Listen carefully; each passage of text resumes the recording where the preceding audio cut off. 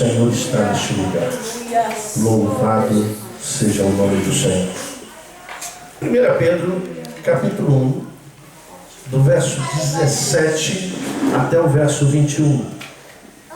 E o texto vai dizer assim: ora, se invocais por Pai aquele que, sem acepção de pessoas, julga segundo a obra de cada um, andai em temor durante o tempo da vossa peregrinação, sabendo que não foi com coisas corruptíveis, como prata ou ouro, que fostes resgatados da vossa vã maneira de viver, a qual por tradição recebestes de vossos pais, mas com o precioso sangue de Cristo, como de um cordeiro sem defeito e sem mancha, o qual na verdade foi conhecido ainda antes da fundação do mundo, mas manifesto nestes últimos tempos, por amor de vós, que por ele credes em Deus, que o ressuscitou dentre os mortos, ele deu glória, para que a vossa fé e esperança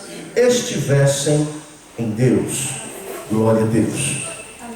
Queridos, relembrando rapidamente, na semana passada, nós falamos sobre o estilo de vida dos salvos, que Deus nos salvou para a santidade, salvou-nos do pecado e não do pecado, salvou-nos das paixões e da futilidade da vida, e não para vivermos outra vez nessas práticas.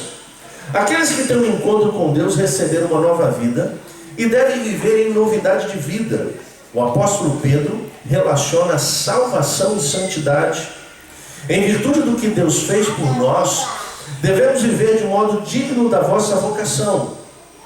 Conforme Homer vai dizer, somente é possível desafiar pessoas para uma conduta consagrada se elas já nasceram antes. Então, só dá para inquietar os salvos. O ímpio não precisa ser, não é para ser inquietado. O ímpio ele precisa ser convertido. E a cruz é a palavra da conversão. Não adianta proferir bênção, não adianta proferir prosperidade para quem precisa se render a Cristo e ter uma conversão para uma novidade de vida. Quando há uma conversão, então há um desafio: viver uma vida no mundo caído, na presença do Senhor, onde o resultado é a santidade na nossa vida. Aprendemos também na semana passada sobre 3 aspectos que a nossa mente deve estar centrada na salvação recebida, para que com a esperança na graça ofertada, possamos estar em Cristo. Essa foi uma reflexão que nós fizemos no final. A obediência é a resposta ao relacionamento divino oferecido através de Jesus Cristo. Tal obediência apresenta nossa semelhança com o nosso Pai. O padrão é o reino com todos os seus valores. Isso implica em mudança de hábitos e um confronto direto com o mundo. Não dá para a gente ser conivente e complacente no mundo caído. Se nós somos chamados para ser sal e luz do mundo, é para nós sermos referência para o mundo caído. E essa referência vai incomodar o mundo, vai incomodar as pessoas, vai incomodar os amigos, vai incomodar os parentes, porque Cristo, como foi dito aqui, vive em nós. Se é que vive, é para viver. A proposta do reino é essa. Então, se Cristo vive, o resultado, a evidência dessa presença de Deus na sua vida é uma vida de santidade, de propósito, de princípios, de valores, de padrões, que não tem a ver com o pensamento do mundo, mas tem a ver com a sua santa palavra. O terceiro aspecto que nós aprendemos para finalizar é que a santidade como imperativo coloca o crente desobediente no mesmo caminho de Judas, perto do Salvador, longe da salvação. E é verdade. Muita gente vai ser pego de surpresa no arrebatamento, porque achava que por estar na igreja estava tudo certo, que achar por vir à igreja e cantar está tudo certo, por ter uma carteirinha de membro está tudo certo, por dar o dízimo está tudo certo. E o evangelho, ele é relacional. É o nosso relacionamento com Deus para que o resultado seja uma vida de santidade neste mundo caído. Então há muita gente perto da salvação e longe de Deus, como foi o caso de Judas. Nós vamos entrar agora no texto dessa semana, como nós lemos aqui, o verso 17 começa com invocais. E aí a gente vai aprender uma coisa muito importante, não é? Que oração e vida andam juntas. Se existe algo que a igreja tem negligenciado no nosso tempo, é a oração. É claro, queridos, que a palavra de Deus enfatiza, prioriza, estabelece o conhecimento da palavra.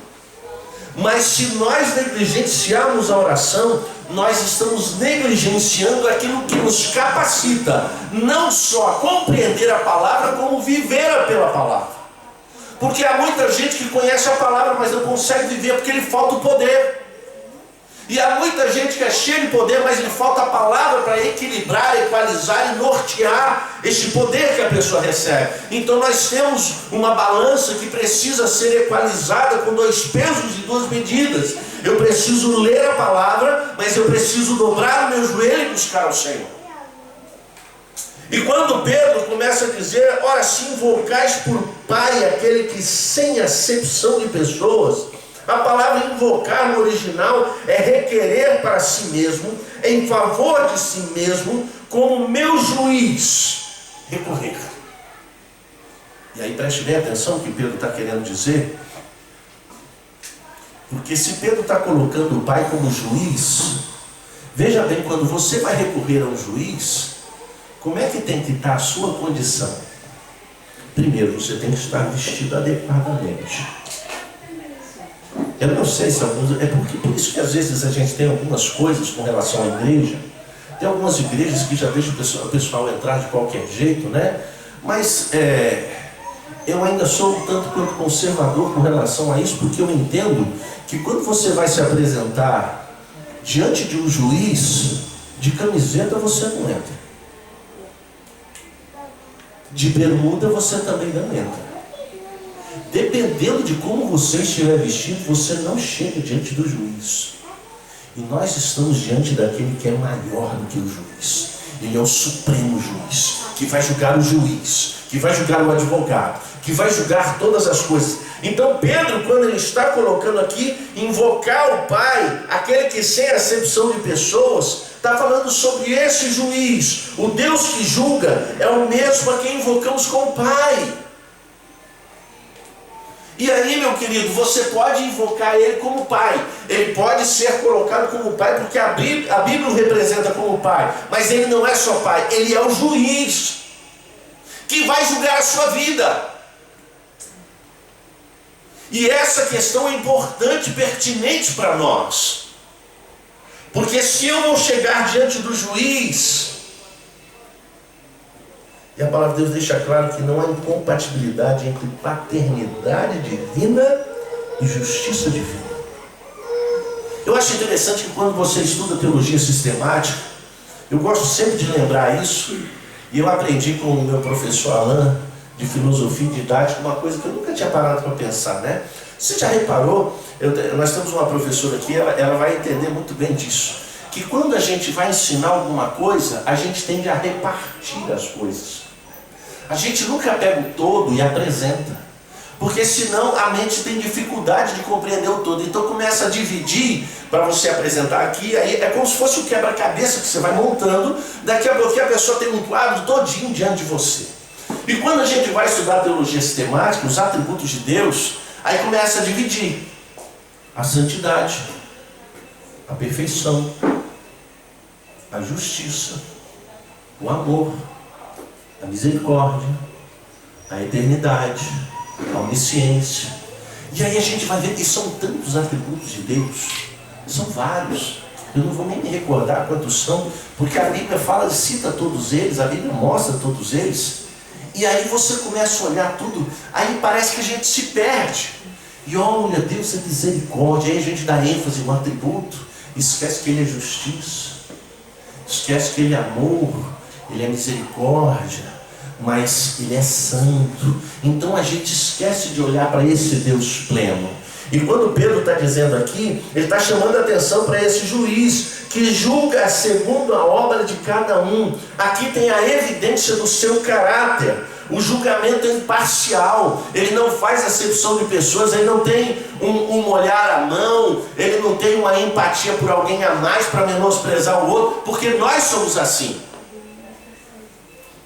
Dependendo de quem está sendo julgado, se é próximo a nós, ele merece uma oportunidade. Olha, eu conheço ele desde pequenininho, não é? Agora, se é alguém que fez mal para nós, tem que sofrer a pena. Prisão perpétua. A gente tende a botar o peso. Deus, ele não tem peso e não tem duas medidas. Ele faz exatamente o conceito de justiça perfeita, somente ele tem. Nós nem compreendemos o que isso representa, porque o nosso olhar, o nosso entendimento contamina a justiça perfeita. Quando a gente vai pensar em perfeição, já contaminou com o nosso entendimento. Somente Deus tem. E Pedro está dizendo o seguinte: olha, ele é imparcial, e o seu juízo é que Deus julga cada um. E isso é que pesa, segundo as nossas obras.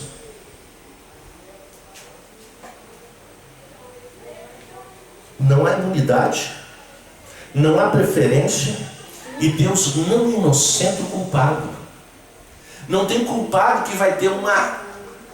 A justiça de Deus, ela é implacável. Você está entendendo o que Pedro está chamando a atenção aqui? Você está invocando o Pai, que também é juiz, que por você ser filho por adoção, não vai passar a mãozinha na cabeça, não vai fechar o olho, não vai fazer de conta.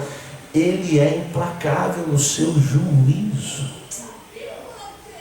E Pedro está nos chamando a atenção, porque ele está apresentando Deus como juiz. Por quê? Porque o que ele vai recomendar é o seguinte: andai em temor. E a expressão no original é de movimento, não é estagnado. Eu não fico congelado em temor, eu estou andando, eu estou me movendo, eu estou me mobilizando. Na versão atualizada, na King James, a expressão é melhor ainda, porque a referência é assim: portai-vos com sincero temor reverente. Eu me recordo, eu já falei isso aqui alguma vez, em algum momento. Eu tive um colega na fábrica, que ele era carismático, e aí tinha uma banda. E a banda tocava na igreja católica lá, e ele falava: rapaz, a gente esteve lá na missa, a gente tocou e foi. Eu falei: E quando foi no domingo seguinte, para minha surpresa, esse final de semana nós tocamos no clube lá, foi. Eu falei: peraí. Você está querendo dizer que você toca num lugar e você toca no outro? Qual o problema? Eu falei: não, eu vou te fazer uma pergunta que é pertinente. O que você toca lá fora, você toca dentro da igreja? Claro que não. Lá a gente está na presença do Senhor, a gente não vai tocar isso, né? Aí eu achei ótima a frase dele, porque eu olhei para ele e falei: peraí, quer dizer que quando você está tocando lá em outro lugar, você está tocando uma música lá, você não está na presença do Senhor? Aí sabe quando aquela pessoa dá aquela parada assim, deu um olhar com quem diz: espera aí, agora você me pegou. Eu falei: meu querido, você sempre está na presença do Senhor. Por isso que Pedro está dizendo aqui: andai em temor, portai-vos com sincero temor reverente. É reverência aqui, e não é lugar de parar. O contexto revela isso, e nem de ser irreverente, seremos julgados. O Senhor está olhando para a nossa vida todos os dias. E olha, irmãos, isso é muito inquietante. Eu me lembro que uma vez eu preguei uma mensagem que chocou um pouco o pessoal na época, né? Porque o tema da mensagem é as desvantagens de se ter um Deus, né? E uma delas é essa coisa de você saber que existe alguém que está olhando você. Aí quando a gente está pedindo para que o Senhor olhe, né? Como tem até um hino que diz assim: olha para mim, né? Quem diz assim: me vê, né? Aquela coisa todinha, aí a gente: Senhor. Mas e na hora que você está indo para o lugar errado, que você está fazendo a coisa errada, como é que fica esse olhar? Como é que a gente lida com isso? Porque a gente entende, quando a gente está fazendo errado, a gente não faz em público. Você já parou para pensar nisso? O errado a gente faz no privado. Em público a gente tem a reverência.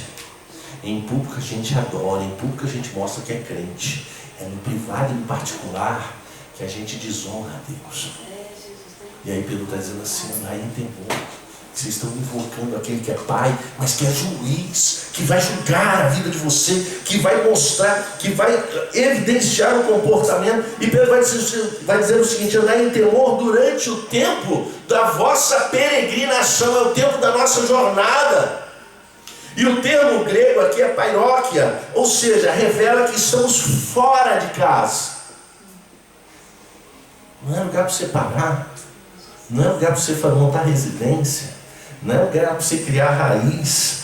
Somos apenas residentes, estrangeiros, destituídos de muitos privilégios de um cidadão com plenos direitos. Nós não somos daqui. E você está querendo reivindicar direitos de quem não é daqui. Aqui não temos cidadania permanente, somos peregrinos, estamos a caminho da nossa pátria. Precisamos ter cuidado para não plantarmos raízes neste mundo. Nós temos vivido um tempo em que o evangelho pregado é para você se acomodar, é para você gostar daqui, é para você ser abençoado. Olha, tem coisas para Deus fazer aqui. Meu querido, a única coisa que Deus precisa fazer aqui na minha vida e na sua é nos preparar para o céu. Porque eu não sei você, não quer ficar aqui. O mundo não está bom e não vai melhorar. Nós estamos vivendo de crise em crise. As coisas parecem melhorar, daqui a pouquinho aparece alguma coisa aqui, aparece outra coisa ali, e vai viver aparecendo cada vez mais, porque a volta de Jesus se aproxima.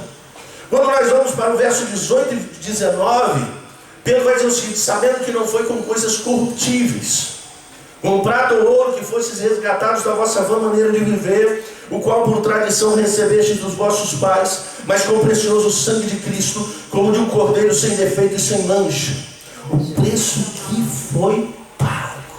É verdade, Jesus. Que preço?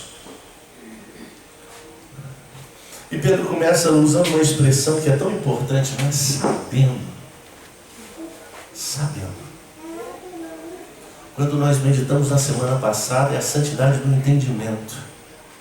E agora Pedro está dizendo o seguinte: olha, sabendo, é perceber, notar, discernir, descobrir, prestar atenção, observar, adquirir conhecimento de, entender, perceber.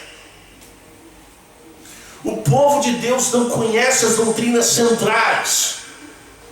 O povo de Deus não conhece sobre a doutrina da justificação, da santificação, da redenção, da justificação, o preço que foi pago. A gente dá uma pincelada assim, todo mundo pensa que compreende. São doutrinas profundas que solidificam a nossa fé. Saber sobre os elementos que Pedro vai considerar sem valor para a salvação. Não foi com coisas corruptíveis que a gente utiliza. Não fomos resgatados pelos mais importantes meios de pagamento na época. Nem ouro, nem prata é um pagamento hoje. A gente usa papel. Naqueles dias era ouro e prata, e nem com esses elementos tão valiosos foi pago a nossa redenção. Podem ser úteis no comércio, mas são inúteis para o resgate espiritual. São insignificantes para nos libertarem da antiga vida e possibilitar a nova. E Pedro, antes de falar do preço, ele vai dizer o seguinte: olha, resgatados do que nós fomos, da vossa vã maneira de viver, a qual nós recebemos por herança. Vem. Você quer saber quando foi que começou o pecado na humanidade? Foi em Adão. Mas é só você olhar para a humanidade hoje, você vê que está aqui. Uma das maiores evidências de que a gente recebe o pecado por herança, queridos, é quando você vai olhar para a criança. A criança ela já tem o comportamento de fazer o errado. A gente que vai trabalhar e moldar para fazer o certo. Eu nunca vi nenhum pai ensinar o filho a mentir. Mas ele sempre teve a primeira vez. Eu tive, todo mundo aqui teve. Ninguém pode dizer assim, eu não. Fez, todo mundo fez. Porque é da nossa natureza. Paulo vai dizer o que eu não quero, eu não faço, mas o que eu não quero, isso eu faço. Isso é nosso. E fomos resgatados do fútil procedimento que nossos pais nos legaram. Éramos não apenas escravos, mas levávamos uma vida vazia, improdutiva e sem propósito. É essa vida que a gente leva, que você vê as pessoas levando. O que é bom para a pessoa ir lá para uma balada, vai lá e canta, e dança, e bebe, e dá risada, e volta na segunda-feira com uma baita de uma dor de cabeça, vai trabalhar todo ruim, para na semana seguinte repetir a mesma coisa, porque na outra vai repetir a mesma coisa, e se espera a mesma coisa, e tem gente que vai aprofundar, porque nós queremos preencher o vazio que somente Deus preenche. Esse fútil procedimento inclui a vaidade e ilusão sem sentido, aquilo que constrói um mundo de aparências. As pessoas vivem num mundo de ilusão, querem ser felizes aqui. Há muitos anos atrás eu encontrei uma reportagem numa revista que me chocou, onde existia numa ilha paradisíaca, em algum lugar, um hotel chique, que o objetivo das pessoas que iam para lá era aprofundar na prática o conceito do hedonismo. E o que é o hedonismo? A busca pelo prazer é o seu fim último. Então acontecia de tudo naquele lugar. Troca de casais e toda a parafernália do inferno em um lugar sofisticadíssimo, com preço exacerbado, mas que as pessoas iam para lá. Prazer, ser feliz no mundo caído. A mais pura ilusão de você gastar a vida em busca de algo que nunca será pleno no lugar onde você está, aonde você está de passagem, aqui você não vai ficar. Pedro vai entender que nós fomos resgatados de tudo isso. E aí ele vai falar do sangue de Cristo, do sangue de Jesus, que é o tema central das Escrituras, de Gênesis a Apocalipse. Esse fio escarlata é o tema principal. E tão negligenciado, e tão pouco falado, porque parece que a gente já sabe. A gente já sabe, o sangue de Jesus, foi Ele que me purifica de todo pecado. Parece que é tão simples, mas a gente precisa entender algumas coisas que Pedro vai falar aqui. Primeiro, que ele é precioso. O sangue de Jesus é o fundamento da nossa salvação. Depende deste sangue. E se você não estiver debaixo do sangue de Jesus, não há esperança. Sem derramamento de sangue, o escritor aos Hebreus vai dizer que não há remissão de pecado. Suas obras são insuficientes, como foi dito aqui, para levar você ao céu. Sua igreja, a igreja não nos leva para o céu. Fora do sangue do Cordeiro, ninguém entra no céu. E o profeta Isaías vai dizer assim: Deus diz que Ele é poderoso para transformar, lavar com seu sangue e tornar o povo mais alto do que a neve. Sangue precioso. Eu quero que você entenda que o conceito de santidade no meio cristão ele está equivocado, porque eu não vejo santos aqui, eu vejo homens pecadores que estão debaixo da graça de Deus. Quem nos vê santos é Deus, quando olha através do sangue de Jesus e olha para a minha vida e olha para a sua e vê você lavado e purificado. Esse é o conceito, essa é a ideia que nós perdemos. É Deus que olha através do sangue e nos vê lavados. Somos purificados por causa deste sangue, porque como de um cordeiro, Isaías 53:7 vai dizer que ele foi oprimido e humilhado, mas não abriu a sua boca.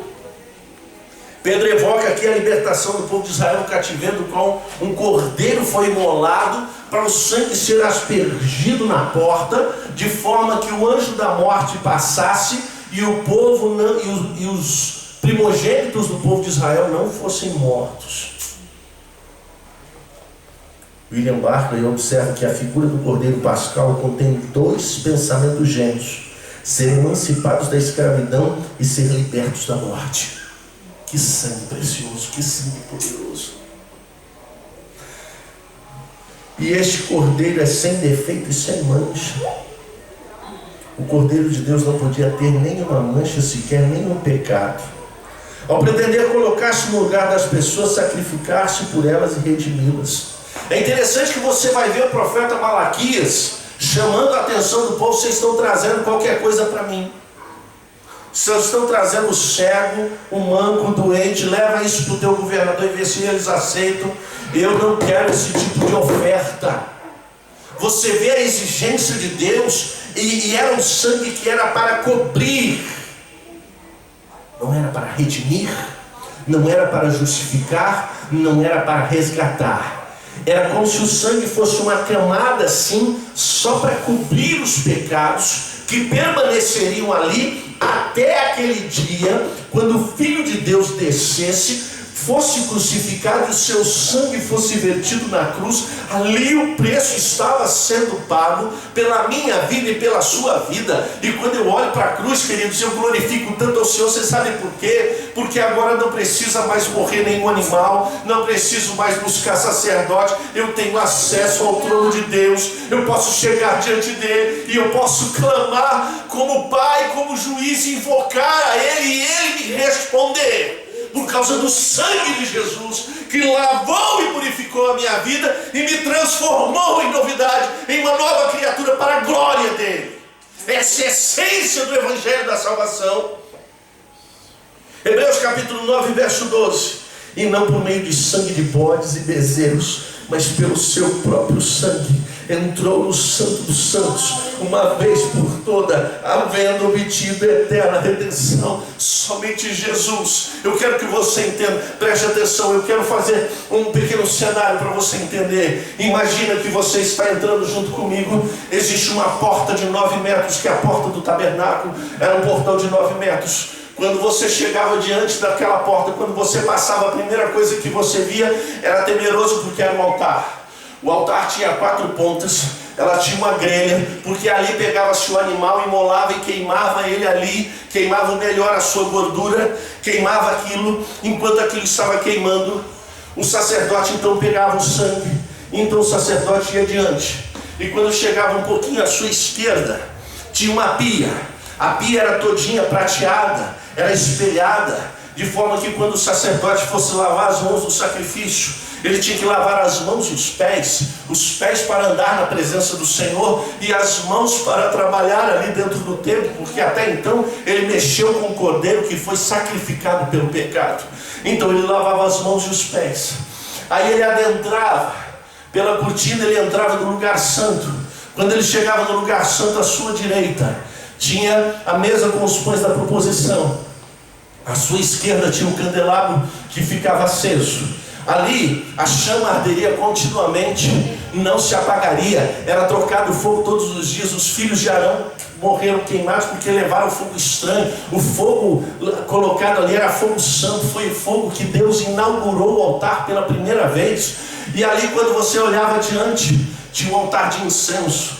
Antes do sacerdote entrar, o sacerdote acendia o altar, e ali daquele altar começava a sair uma fumaça, e aquela fumaça entrava no Santo dos Santos, porque ele não podia entrar ali se não estivesse com aquela fumaça ali. E lá ele entrava, e lá sobre a Arca da Aliança, que simbolizava a presença do Senhor, dentro da Arca da Aliança, debaixo da tampa do propiciatório, havia a vara de Arão, havia o maná, e havia as leis que Deus tinha estabelecido. E lá o sacerdote espargia o sangue sobre aquela arca, e ali estava sendo purificado o pecado do povo. Agora escute, Jesus entra, Jesus não carrega o cordeiro, ele é a oferta, ele chega diante do altar, e E ali ele não apresenta, ele não coloca nada, ele sobe naquele altar e ali ele te oferece, é sacerdote e oferta, uma vez por todas, para tomar o meu no seu lugar. E quando ele sai dali, agora não precisa lavar as mãos, agora não precisa lavar os pés,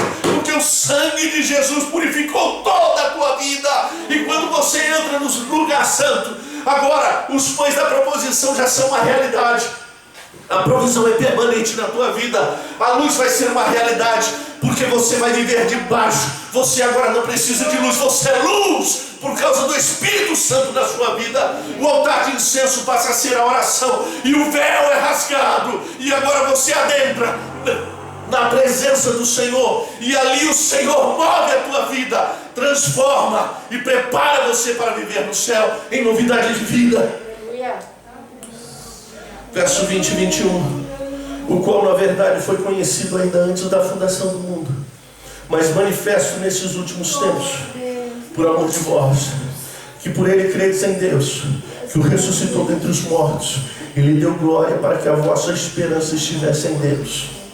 O plano eterno, Cristo, o Redentor. Aqui eu quero que você preste atenção em algumas coisas. Pedro expressa, na verdade,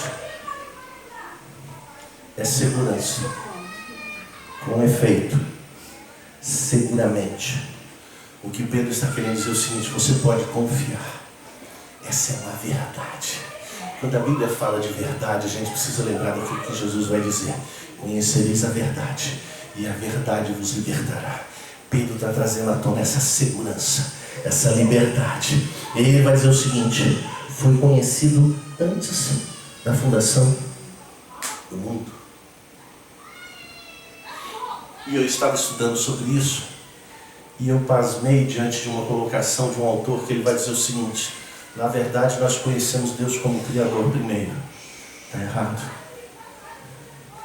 Na realidade Deus é o nosso Redentor antes de ser Criador, porque o projeto da cruz, Cristo seu Redentor, precede a criação. Você entende o que Pedro está querendo dizer aqui? Antes do mundo vir a existir, já tinha o projeto da crucificação de Cristo. Já estava Cristo sendo oferecido pela nossa vida antes do mundo vir a existir. É o eterno propósito de Deus. Antes da fundação do mundo, Pedro deixa claro que a morte de Cristo não foi um acidente. Eu quero que você entenda, a gente olha para Deus e a gente esquece de uma coisa importantíssima, amados. Deus não tem surpresas. Você consegue imaginar Deus criar o homem, Deus criar o mundo, e de repente o homem peca e Deus levanta do trono e diz: eles pecaram, e agora? O que vamos fazer? Não foi isso que aconteceu, queridos. Deus já sabia. E aí você vai perguntar assim: pastor, que essa é a pergunta que eu sempre escuto, né? Pastor, se Deus já sabia, por que ele fez? Era só não fazer. Era fazer um outro Adão, fazer uma outra Eva, fazer um outro mundo, fazer...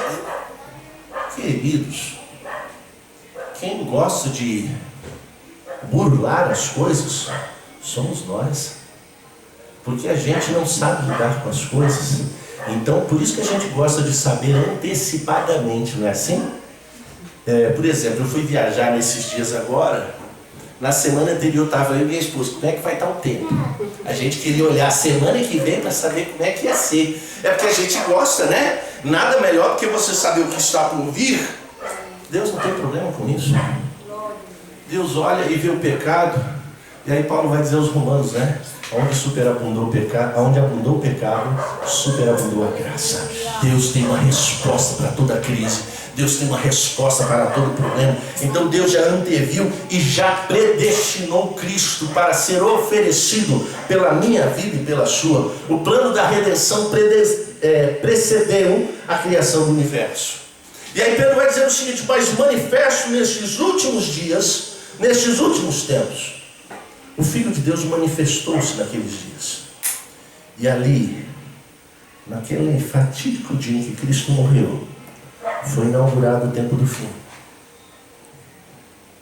que se consumará em sua segunda vinda.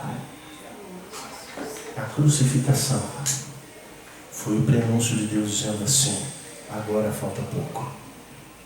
Pastor, mas já se passaram 2000 anos. Mas falta pouco. Jesus está voltando.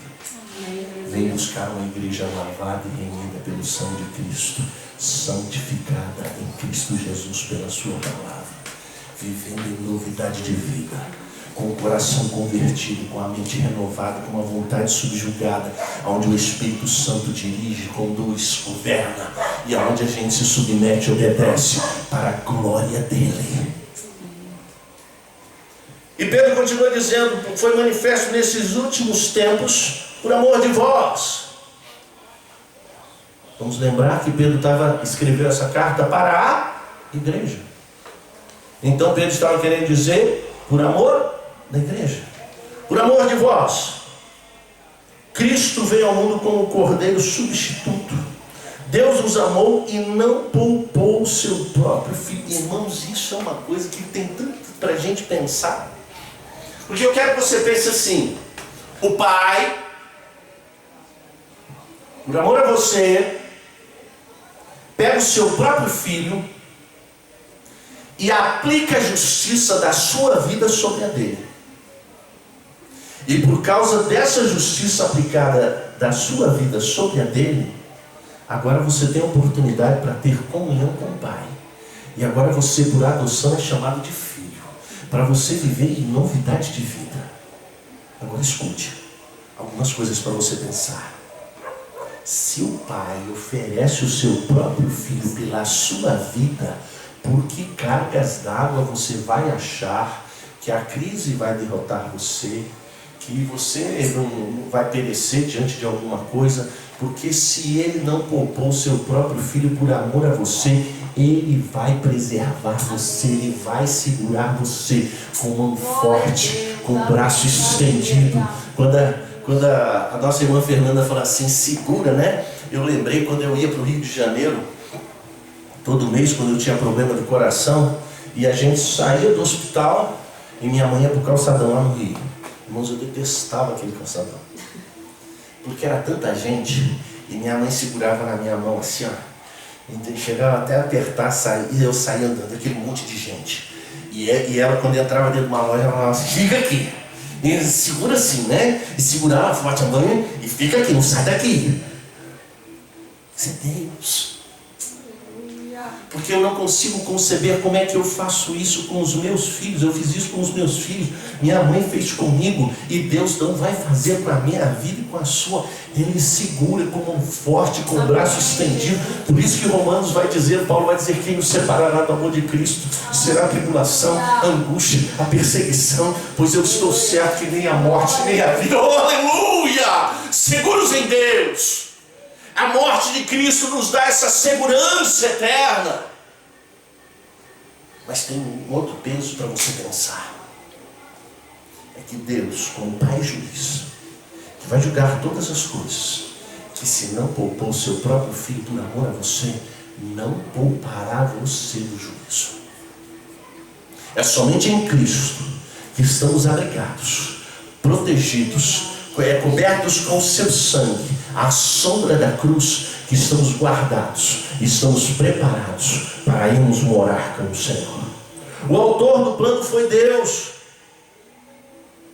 porque ele vai dizer que por ele credes, o único caminho para o Pai.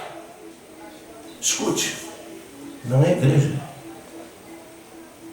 não é pastor,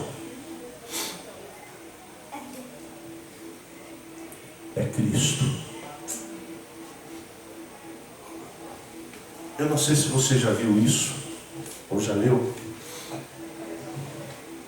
Eu já vi vários autores, grandes homens de Deus, contarem a sua experiência da conversão assim. E eu fui criado dentro da igreja. E eu ia para a igreja. E eu chegava lá, eu quase não entendia nada do que o pastor falava. Eu me lembro disso, eu não lembro qual foi o livro, qual foi o personagem, mas ele dizia assim, eu nem do pastor gostava, mas eu ouvia os hinos, eu ouvia, e um belo dia eu cheguei na minha casa, meus pais entraram, e eu entrei dentro do meu quarto, eu dobrei meu joelho e falei, Deus, se o Senhor está aí, se o seu filho morreu por mim, eu quero entregar a minha vida para ti hoje.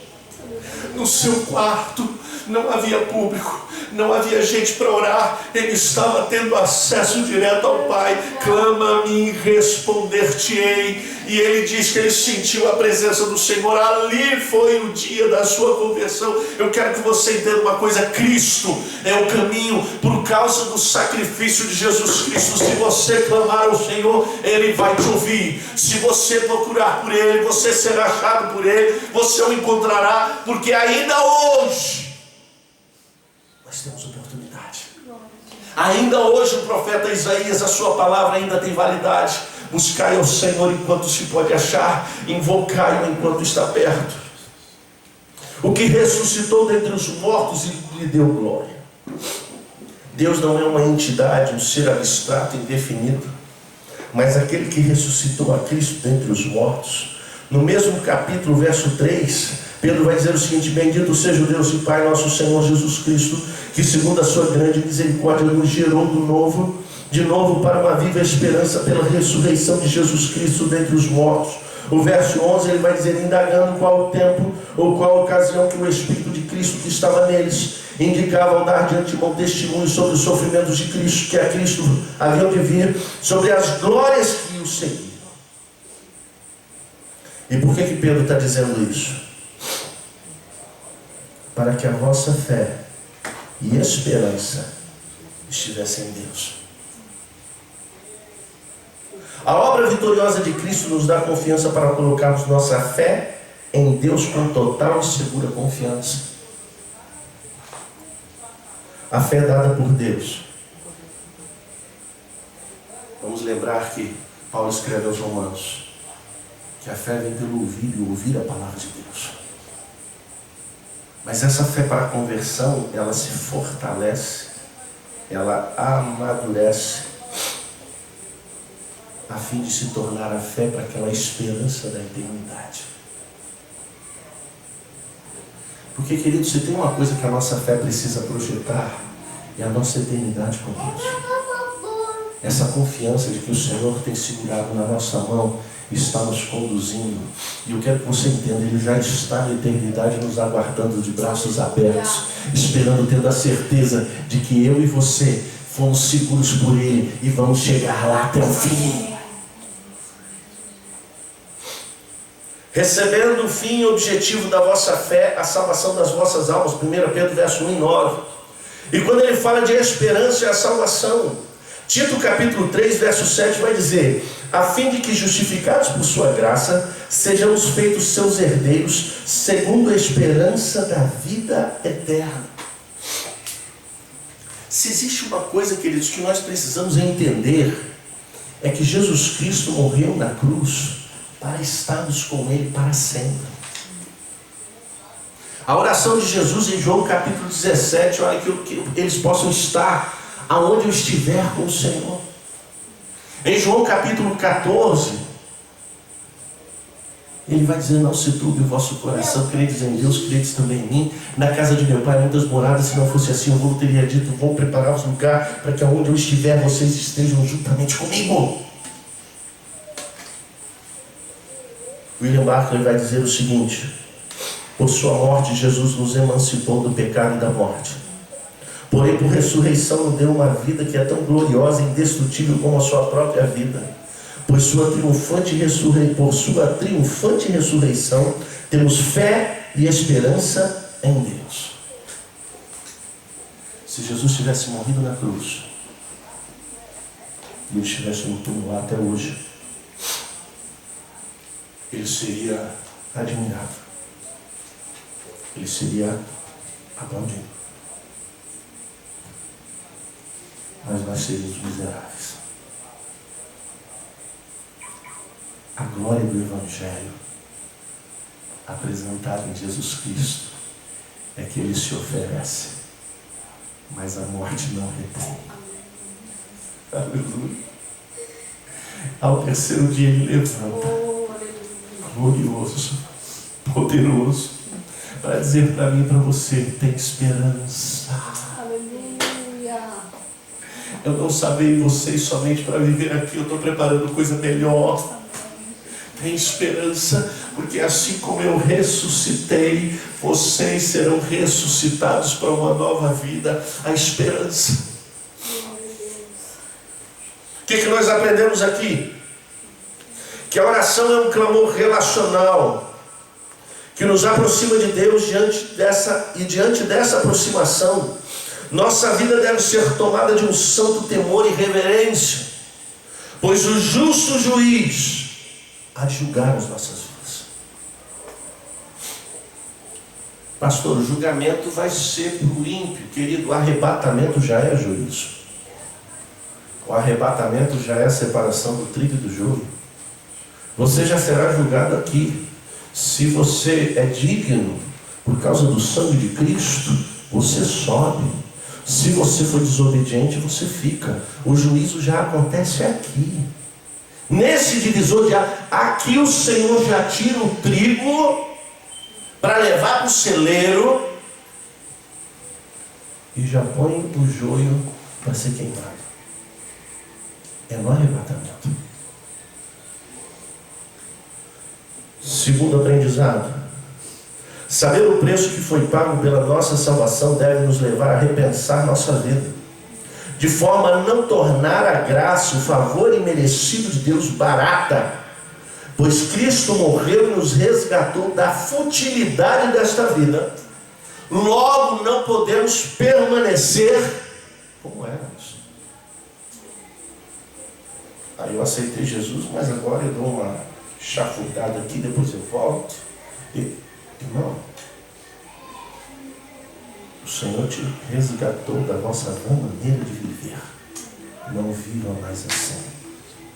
Primeiro, porque você não precisa, porque você encontrou coisa melhor. Segundo, que é baratear a morte de um justo pela tua vida.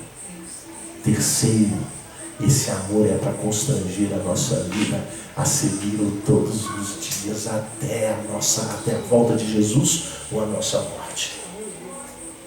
As Escrituras estão pautadas pela verdade e elas revelam Deus que rege a história como um forte braço estendido, realizando seus eternos propósitos. A redenção foi um projeto que precede a criação. Então eu quero que você entenda uma coisa, escute bem. Antes da criação, antes do homem ser criado, o projeto da redenção já estava na mente de Deus. E da criação até o cumprimento, Deus conduziu a história conforme Ele quis, para que o seu projeto fosse consumado. Você pode dizer amém? Amém. Vai se cumprir da mesma forma, da crucificação até o fim dos tempos.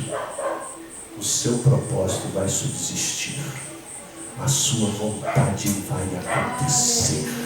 Não é motivo de temer os salvos, é motivo de glorificar, porque serve a Deus que governa a história, é soberano, reina sobre todas as coisas. É para nós descansarmos dele. Não para temermos, mas se Ele vai fazer, e agora não, querido, se Ele vai fazer, que bom, porque a Bíblia diz que a vontade dEle é boa, perfeita e agradável, e se eu descanso nisso, por que temer? Vai se cumprir, vai acontecer do jeito que Ele quer. Louvado seja o nome do Senhor. E para finalizar aqui, o Cristo crucificado é o meio pelo qual estabelecemos nossa fé, confiança e esperança na redenção proposta por Ele, onde por Ele temos paz com Deus. Romanos capítulo 5, verso 1. Sendo pois justificados pela fé, temos paz com Deus, por meio de nosso Senhor Jesus Cristo. Glória, honra e louvor a Ele que é digno. Eu quero convidar você a se colocar de pé.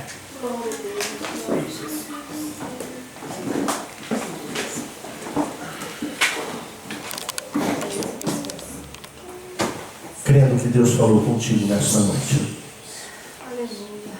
eu quero orar por você. Para que essa reverência, esse andar em temor, todos os dias, seja uma realidade. Não preocupante ou forçosa ou pesada, mas quietante por saber que o Espírito Santo motiva você a viver assim. Eu quero orar. E se você não tem vivido assim, feche os seus olhos e se coloca diante do Senhor. Ele está aqui nesta noite e vai renovar a tua vida, a tua esperança. Vai te dar a tranquilidade da salvação, para você viver em novidade de vida na presença do Senhor. Porque Ele é aquele que você pode clamar como Pai, como juiz, que julga sem acepção, mas que por causa do sangue de Jesus Cristo, você já está justificado, você tem paz com Ele. Então chegue-se a Deus com confiança, na certeza de que Ele vai te ouvir e vai fortalecer o teu coração. Vamos orar. Pai, em nome de Jesus, a Tua palavra, Senhor, que não volta vazia, mas vem confrontar a nossa mente, o nosso coração, inquietar a nossa alma, Senhor, para vivermos uma vida santa, Senhor, em reverência a Ti. Senhor, capacita-nos a viver todos os dias na Tua presença, não com fardo, não com peso, Senhor, mas com alegria, por aquilo que o Teu Espírito Santo é poderoso para fazer na minha mente, renovando, para que eu venha saber a verdade, aplicá-la ao meu coração. É poderoso para trabalhar no meu coração, aperfeiçoando, lapidando, para que ele possa andar sempre conforme a Tua vontade, e poderoso bastante para subjugar, Senhor, a minha vontade à Tua, de forma que seja a Tua vontade, a minha escolha, o meu desejo, o meu prazer, a minha alegria. Senhor, em nome de Jesus, que os Teus filhos sejam atraídos a Ti, Senhor, pela Tua palavra e pela ação do Teu Espírito Santo em cada coração. Eu te peço, ó Deus, eu creio que o Senhor está fazendo isso hoje, em nome de Jesus. Amém e amém. Nós